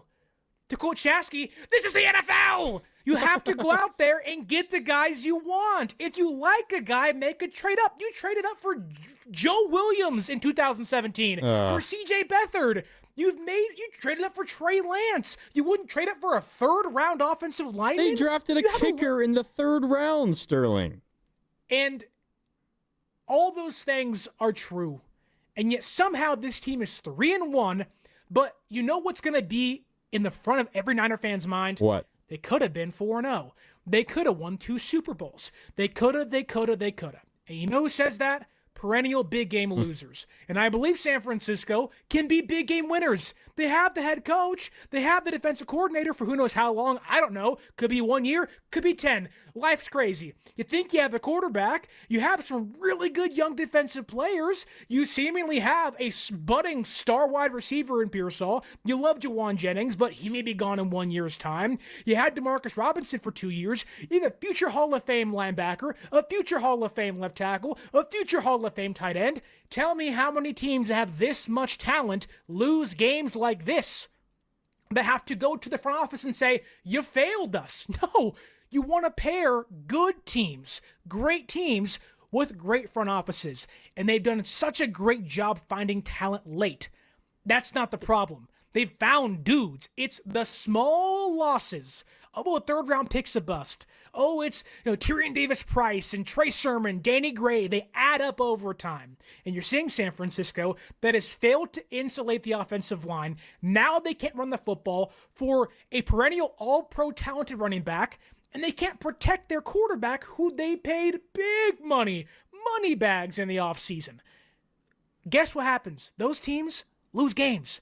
That's a big reason they lost today. It's a big reason why They can't run the football, and it's a big reason why they are going to continue to find themselves in one-score games. You can't play keep away. You can't utilize play action. Guys can't get open. Guys don't have time to get open, and your quarterback gets sacked and is under pressure all the time. Offensive line is the most important unit in football. I don't care what anybody says. You protect the quarterback, you will likely win more games than not. Well said, Sterling. I mean, and offensive line has not largely been healthy, but like it's not like that has been a position that's been decimated like wide receiver so far this season. You lost Ben Bartch, who was your week 1 starter. You and I both had questions about that because he has not proven at any point that he can stay healthy for more than like 3 games at a time in his NFL career. Hasn't really had a lot of chance to play, but when he's played, has not stayed healthy. Let's just say, and this is not that out of the world of reality, considering that he is one of the oldest offensive linemen in the NFL. Let's just say Trent Williams goes down, Sterling.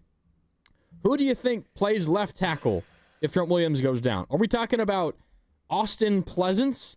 Are we talking about Spencer Burford, who we know is not a tackle? That guy's on IR. He's on IR right now, so he can't play. He is on IR. I They forgot. don't even have their backup left tackle. I forgot that he's on IR. I mean, you're talking about guys that, unless you're a sicko like you, Sterling, no one has ever heard of.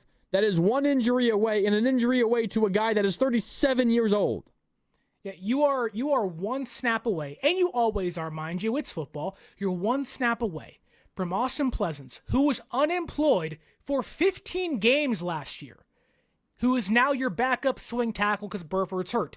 And if, let's say, Pleasance goes down, or because you're scared that, I don't know, maybe someone else gets hurt, or you want to keep Pleasance on your right tackle or your backup right tackle spot, you're one snap away from Brandon Parker as your backup left tackle. Exactly.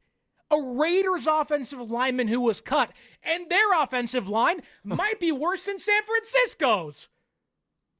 Like, I don't want to come down on the Niners. They're 3-1. It's 1 loss. It's September. They can bounce back on Thursday. Hopefully they do. They're still a good team. They're still in first place. But you can see, even after a loss and being 3-1, that there are cracks that if it's like This Is the End, the movie, you can't put back together with duct tape. You got to find some brick and mortar and start combining the elements to find some fortification. And you can start to get into what if this happens? There's no plan B. Tim Jordan, who works at Odyssey, 95.7 The Game, in the back, engineer, he's awesome. The legend.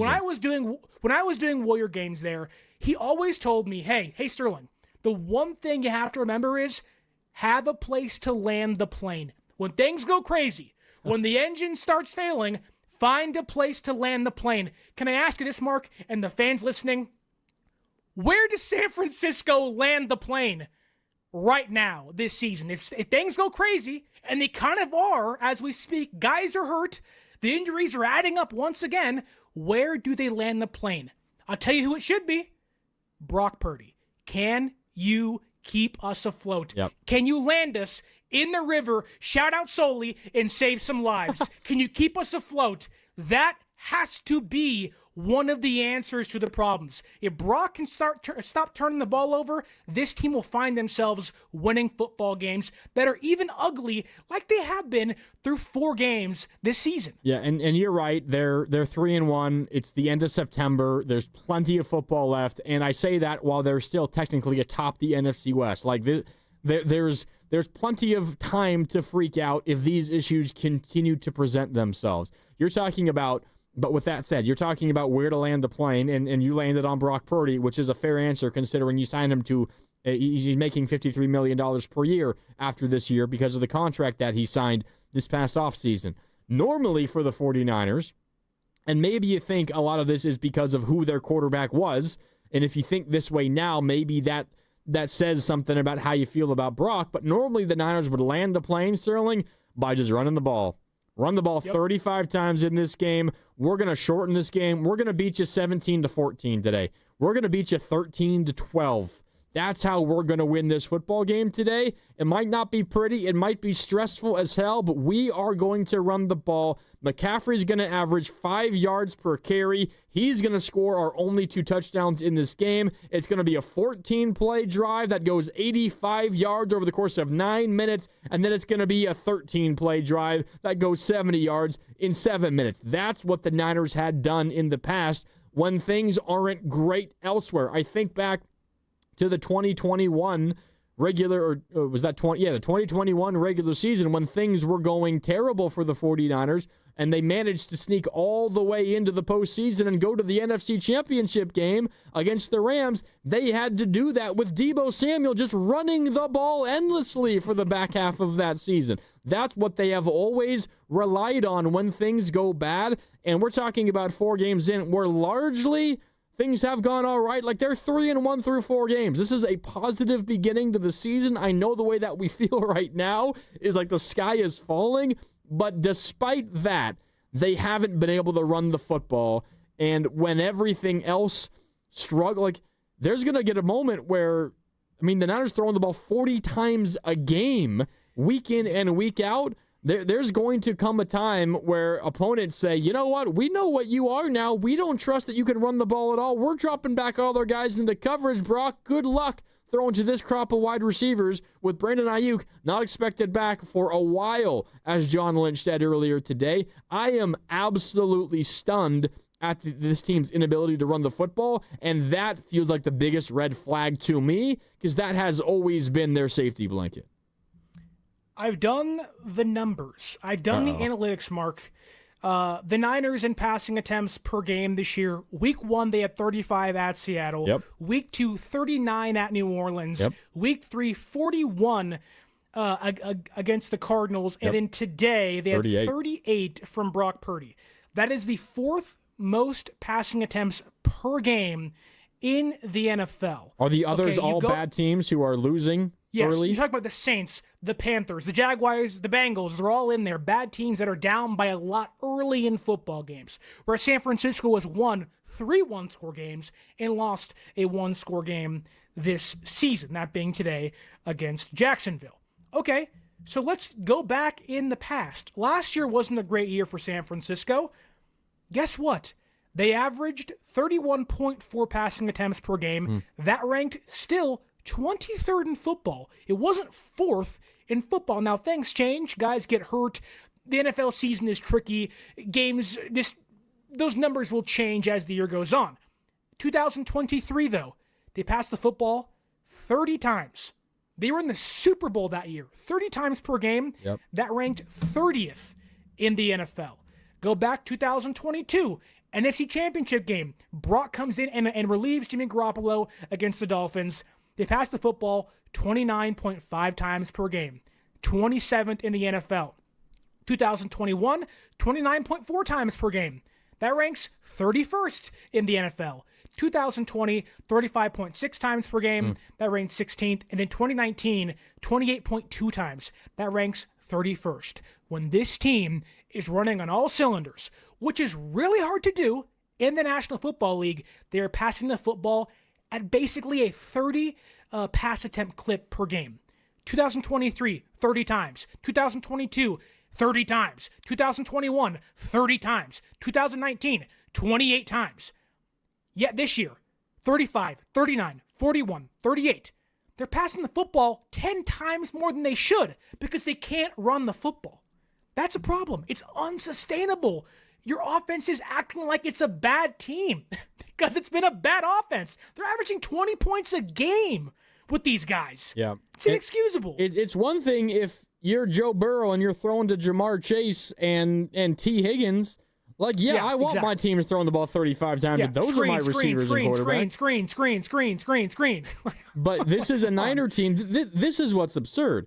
This is a Niner team that is throwing the football to the likes, and it was a little different this year because you got Demarcus Robinson, or this week because you got Demarcus Robinson back, although he wasn't out there at 10, only targeted twice and only caught 1 pass. It was a big 20-yard catch in the second half, but you're throwing to the likes of Jake Tungis this year, throwing to the likes of Luke Farrell, you're throwing to MVS and Sky Moore at times last week. Like, you're throwing 40 times a game, on average, basically, a little less the last 3 weeks. And over the course of the whole game, still pretty close to 40 per game, all 4 weeks this year.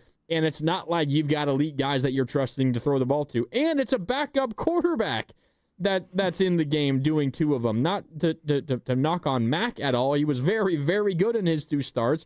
Way better than you could possibly hope for out of a backup quarterback. But you're throwing the ball that much with those issues to your quarterback, and that is your wide receiver core you're throwing the ball to. Now, to be fair, Sterling, the defense does have a say in this, and if I'm scheming up how to defend the Niners right now, I'm trying my best to limit the run, and I'm saying, all right, Luke Farrell, all right, Kendrick Bourne, all right, Marquez Valdez-Scantling, I dare you to beat me.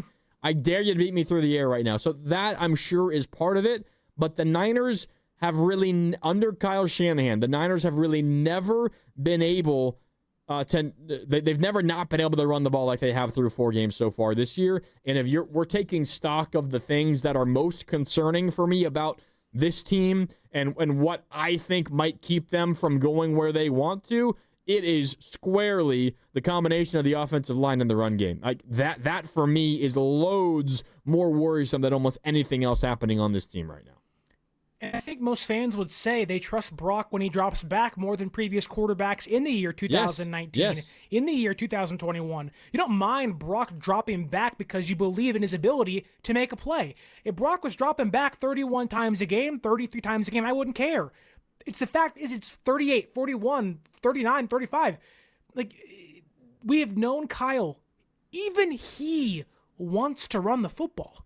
He doesn't want Brock dropping back that many times. But he has to. You see on first downs, I drop back and it's an incomplete pass. You see on 3rd and 2s, I have to drop back because I know I can't gain 2 yards. Yeah. And look, there are so many things that happened today. We haven't even gotten to the defense yet. And we have 8 minutes. Maybe we should. Where was the pass rush? Nobody got home. I have a crazy stat for you here, Mark. Uh-oh. And you're going to hate to hear this. Here we go, right here. The Niners, no Nick Bosa today, right? First time in a long time. How are they going to perform without their best edge rusher?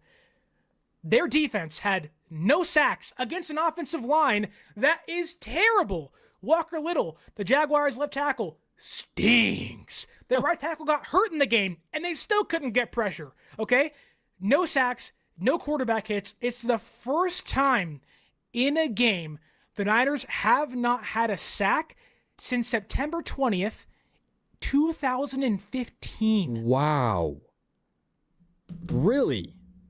We're talking about a decade since the last time they did not have at least one sack. Chip Kelly, Jim Tom Sula 49ers. A sack or quarterback hit. No pressure. Lawrence had all day to throw. All day. And they weren't converting on 3rd downs.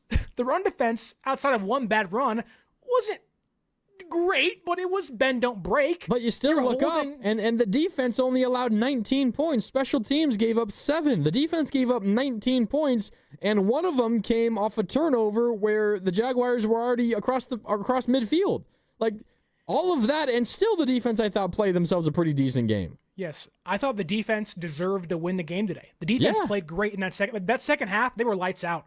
Lights out. There was no plays over the top. There was no back-breaking runs. There was no back-breaking mistakes. There was some penalties, but even the deep shot on Stout I thought was kind of ticky-tack. Yeah. I was like, really? Looked like a hell of a play. Whatever. Yep. But the defense, Salah's unit continues to be the reason they're in games, and the offense continues to be a reason they can't pull away in games. And we're talking about the run game and all the issues with the offensive line. It also goes deeper than that because this is a team that can't get it going in the red zone either. Give me a sec because I'm going to find this stat. You just shared a stat with me, so I got to share a stat with you. Let me scroll back and find it because this came courtesy of Josh Dubow of the Associated Press. The Niners, and this was, I think, after their second goal-to-go scenario today resulted in a field goal. That happened a couple of times today. They kicked 2 field goals from 26 yards or in, a 26-yard field goal and a 23-yard field goal by Eddie Pinheiro. The Niners, 2 for 7 converting goal-to-go situations into touchdowns. That's 28.5%. The rest of the league, 76.6% in the first 3 weeks of the year. The Niners converting basically at a 25% clip. The rest of the league at a 75% clip on goal to go. And that screams inability to run the football. It's just another example of that. But that, when you are that challenged offensively and you're having a hard time, you have to convert in those situations. And even when the Niners are moving the ball, because frankly, maybe we're being a little too harsh on the offense, they have moved the ball, honestly, pretty well, Sterling, all 4 games. This year, they just have had turnovers at bad moments, and they can't convert in the red zone. When you get down there, you have to take advantage, and goal to go has been one of the more painful experiences for 49er fans this year. And it was the same way last year. What did we talk about all offseason, all last year, Mark? And look, last year, really hard to be on the show when you're sitting here like, what do we talk about? It's the same problem every single week. Like, Mike, the offensive line's not great. It was bad. But last year, we all talked about they're in all these one-score games. If they can just find a way to get a better offensive line performance. And guys were hurt and everything, and I get that. But, the same problems permeate from last year into this year. And they've been able to kind of stave off, hold back the avalanche of 2024. Yep. And it's kind of creeping in. There's been some spurts of there it is. And all of a sudden, like an addiction, it says, I'm back, baby. Oh, God. And you're like, no, I don't want this. But, to kind of turn a sour note into a happy one, San Francisco is 3-1, right? Yeah. They are atop the NFC West. Hopefully the Cowboys lose tonight. We'll feel a little better about ourselves. But the Cardinals lost on Thursday. You lost today. You have beaten the Seahawks. You've beaten the Cardinals. A lot of this can change. This whole show, 2 hours, could be an entire waste of time, Mark, if they win on Thursday. And we can say, hey, we're okay, baby. What's your confidence level on going into that game on Thursday? Negative 9,000, brother. Exactly. Let me look this up really quick. We got 2 more minutes with you. We're not going to do game balls today because that feels pointless. If it was, I guess we'd probably just give it to a bunch of people on defense because they do deserve the shout-outs. Instead of game balls, can we give Duval? Shout out to Liam Cohen. Rams open as 3.5-point favorites on Thursday night in LA versus the 49ers. Just 3? 3.5. Just 3? 3.5 is Those the are spread rookie currently. Numbers. You got to pump them things up. I want a plus 6.5 by Wednesday night. Thursday games are always weird, but yes, yeah. I would not feel good picking Niners plus 3.5 right now, but who knows? Things may change. A rough one for the Niners. There's no doubt, Sterling. 26-21. Jacksonville comes out with the win. They're now 3-1. Niners fall to 3-1. Seattle is 3-1. The Rams are 3-1. The Cardinals are 2-2. That is the NFC West right now. Niners are technically atop the NFC West because they have the head-to-head tiebreak with Seattle, but they have the overall tiebreak in the division, being 2-0 in the division. So still, honestly, 4 games in. If you would have asked me, Sterling, 3-1, 4 games in, and you even have the caveat that you won both of the division games, I would have taken it. It's always, though, the issue of starting 3-0 and then 3-1, feeling like a major disappointment. And, of course, the way in which he got there is part of this because the Niners they have not played a clean football game all year, and today was the first time it really bit them in terms of the loss column. And now you just hope that on a short week they can clean that up, because if they play as sloppily as they did today, come Thursday, they'll lose that game by 20 points. Yeah, the Rams are a really good football team. And to your point, the only game they've lost this year, albeit as ugly as it was against the AFC. Not the most meaningful game. Yep. Yes, it helps you kind of, your record when it's all said and done. And yes, wins matter more than losses and everything. And, you rather win games like this and lose the way you did. But you are 3-0 against the NFC. Conference opponent matters. Division games matter more than an AFC South loss in Week 4. So I guess there is some silver lining, but now your back's against the wall, and you have to see how San Francisco reacts. How much fight do you have in you to come back on Thursday night on the road, Levi South, and battle back? It's a big question for a young team. This game was always going to be tough. You did your job through the first 4 games in a sense. Do you want to win this game? Yes, but The first 3 games, those are big check marks for you. Week 5, the biggest one yet to come. Yeah, and it's Thursday night down in L.A. versus the Rams. Sterling and I will be back for overtime when that one ends, probably around 8:30 or so. Whenever the game ends, you know where to be, right here on 95.7 The Game with overtime. I'm Mark Grandy. That's Sterling Bennett. Sterling, today's experience should make me say otherwise, but I'm looking forward to Thursday with you again. Hopefully the Niners play better than they did today, and win or lose, we'll be here with you. Looking forward to it on Thursday, Sterling. We suffer together. We celebrate together. And for you, Mark, to make you a little happier, how about this?